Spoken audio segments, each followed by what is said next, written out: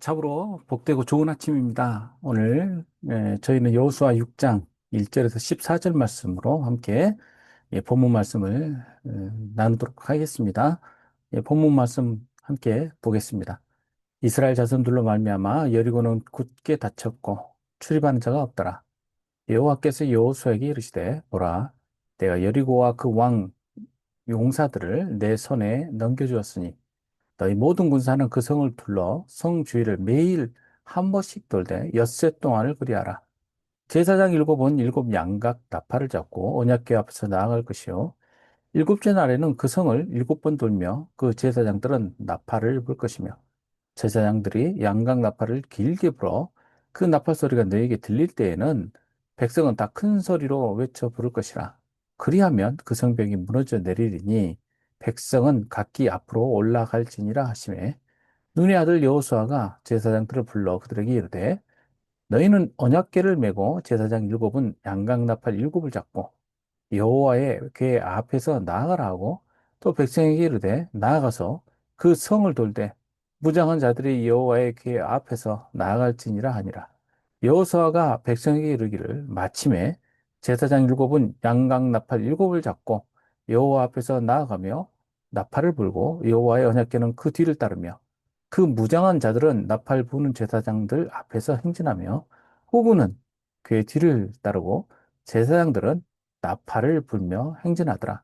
여호수아가 백성에게 명령하여 이르되 너희는 외치지 말며 너희 음성을 들리게 하지 말며 너희 입에서 아무 말도 내지 말라. 그리하다가 내가 너에게 명령하여 외치라 하는 날에 외칠지니라 하고 여호와의 개가 그 성을 한 번 돌게 하고 그들이 진영으로 돌아와서 진영에서 자니라.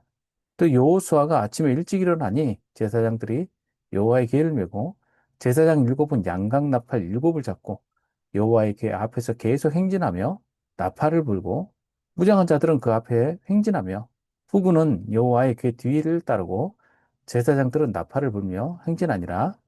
그 둘째 날에도 그 성을 한 번 들고 진영으로 돌아오니라.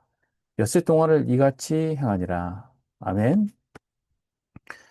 자, 이제 가나안 정복에 있어서 가장 극적인 시작이 우리 오늘 본문에 나오게 됩니다. 첫 번째 대상이 바로 이 여리고성을 점령하는 것 아니겠습니까? 자, 이 여리고성을 어떻게 점령할지에 대해서 아마 각자 많은 생각들을 했을 수도 있어요. 어, 이 성을 어떻게 공략을 해야 될까부터 시작해서. 그런데 첫 번째 여리고성을 이 점령하는 데 있어서 하나님의 이 명령은 아주 간단 명령이에요.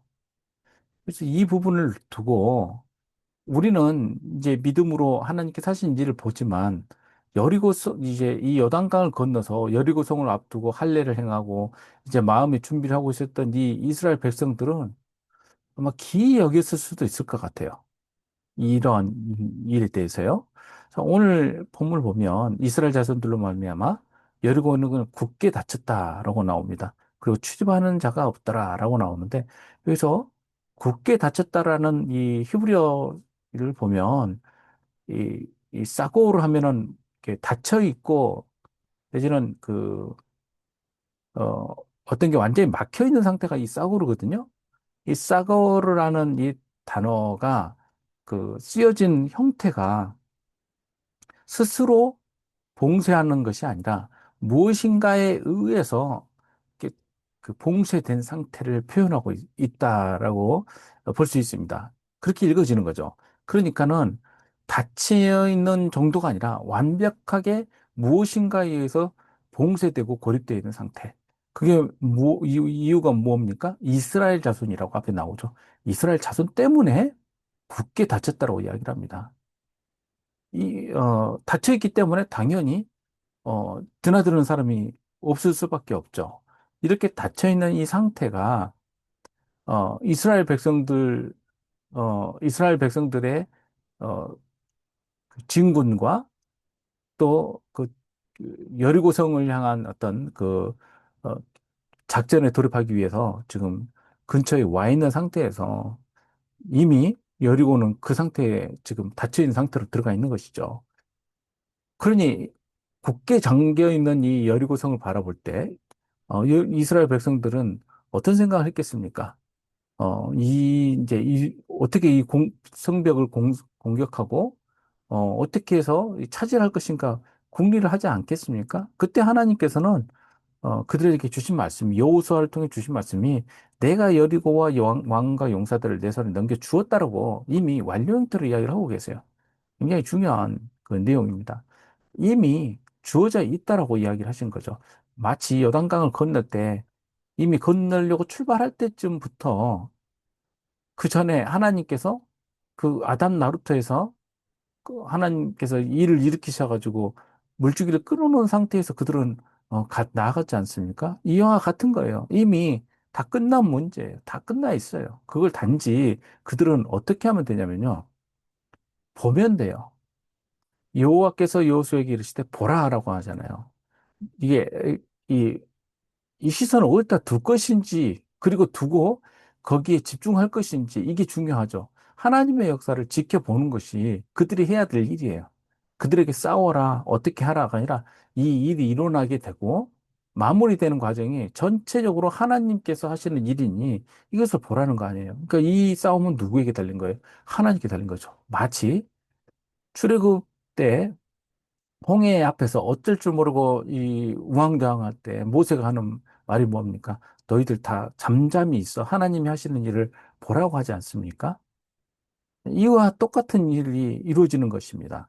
너희 모든 군사는 성을 돌며 주위를 매일 한 번씩 돌 때 엿새 동안을 그래하라. 그냥 그 대신 어떻게 하면 되냐면요. 하나님께서 하라는 일을 순종하고 그대로 하면 돼요. 그게 그리 어려운 게 아닙니다. 성 주위를 그냥 돌기만 하면 돼요.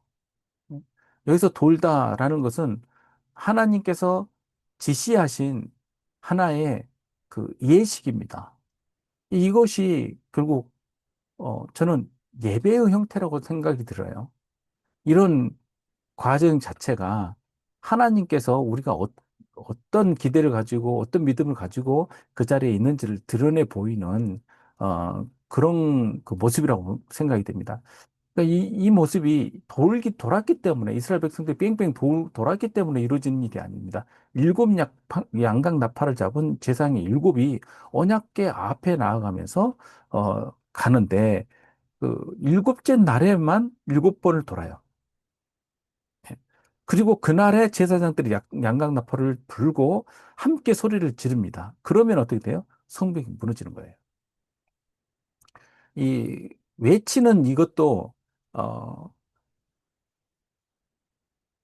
외치다라는 이 단어가 경고할 때 하는 외침, 또 전쟁에서의 함성도 드러내는 단어인데, 이 야리우라는 단어가요. 예배와 찬양 때 내지르는 그 함성도 역시 포함이 됩니다. 그래서 저는 이 함성이 하나님 앞에서 부르는 큰 찬양처럼 느껴집니다. 이렇게 되었을 때 무너지는 거예요. 무너질 때 어떻게 무너지냐면 그게 그냥 밑에서부터 그냥 주저앉듯이 그대로 붕괴가 되는 것입니다. 그래서 발굴을 해본 결과 이게 안쪽에서 바깥쪽으로 그렇게 그대로 넘어지면서 이게 쓰러져서 바깥쪽으로 쏟아져 내렸다라고 그렇게 고고학자들은 발굴 보고서를 보이고 있습니다. 눈의 아들 여호수아가 제사장들을 불러서 이르되 너희는 언약궤를 메고 하나님께서 명령하신 대로요 제사장 일곱이 양 나팔 일곱을 잡고 여호와에게 앞에서 나아가라. 백성들이 이르되 나아가서 그 성을 돌되 무장한 자들이 앞장서서 나갈 것이다. 라고 말합니다. 여기서 나아가다라는 거, 그리고 이 단어가 좀 특별해요. 여기서 나아가다라는 것은 일반적으로 쭉 반드시 나가는 헤드마, 이런 단어가 아니라 이 아바르라는 단어가 쓰여져서 이베루라고 되어 있어요. 아바르는 뭐냐면 건너는 거예요. 요단강을 건널 때도 이 단어, 그리고 홍해를 건널 때도 이 단어. 그러니까는 여기 건너다는 것은 항상 뭘 이야기합니까? 새로운 시작을 나타낼 때 이 단어가 쓰여져요. 이전 것을 지나서 새롭게 나아갈 때. 그러니까는 이제 백성들에게 나아가라라는 것은 이것은 하나님의 구속 역사의 새로운 단계예요. 시작되는 단계예요. 그러면서 백성들에게 이 말씀이 맞춰지니까 말씀대로 제사장 일곱이 나팔 일곱을 잡고 하나님 앞에서 나아가고 나팔을 불고 언약궤가 뒤따르고 그렇게 도는데 응? 이렇게 도는데 뭐라고 또 명령하냐면 여호수아가요. 너희는 외치지 말며 너희 음성을 들리게 하지 말고 너희 입에서 아무 말도 내지 말라. 그러하다가 명령할 때 외치라. 그러니까는요. 이 부분에서 이 우리들이 시선을 둘 것은 뭐냐면요. 우리들이 어떻게 해야 될 것인가? 우리들은 논의하고 우리들이 그 계획하고 이런 것이 아니라 잠잠히 따라가면 돼요. 하나님께서 일하실 때 필요한 것은 그거죠. 잠잠히 뒤따르고 순종하는 거. 이렇게 되었을 때 하나님께서 역사를 일으키시죠. 그때 한 번씩, 매일 한 번씩 돌다가 일곱째 날 일곱 번을 돌게 되죠. 그리고 나팔을 불게 됩니다. 자, 이제 우리가 기대할 건 뭡니까? 하나님께서 역사하시는 일을 바라보기만 하면 되는 겁니다. 자, 이제 우리는 하나님께 기도하고 강구하고 하나님께서 일으키실 일을 기대한다라고 말은 하지만 우리 머릿속 항상 복잡하죠. 그리고 우리 스스로는 기도하면서도 끊임없이 중얼거리죠. 이제 잠잠해야 될 때입니다. 그리고 우리는 시선을 둘 때입니다. 하나님께 시선을 두고 하나님께서 일으키실 일을 기대하고 그렇게 바라보십시오. 하나님께서 일을 이루실 것입니다. 우리 다 함께 기도하겠습니다.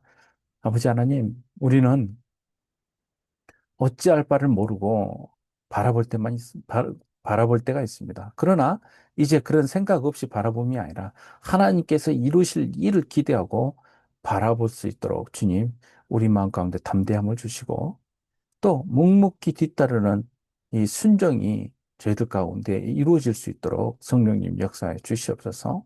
그리하여 우리의 생각과 우리의 행동으로서가 아니라 하나님께서 일으키시는 일을 믿음으로 어, 우리가 바라보고 그 이루어짐을 통하여 하나님께 영광 돌리는 저희들 되게 하여 주시옵소서. 감사드리며 예수님의 이름으로 기도하옵나이다. 아멘. 자, 우리 함께 각자 기도 제목으로 기도하겠습니다.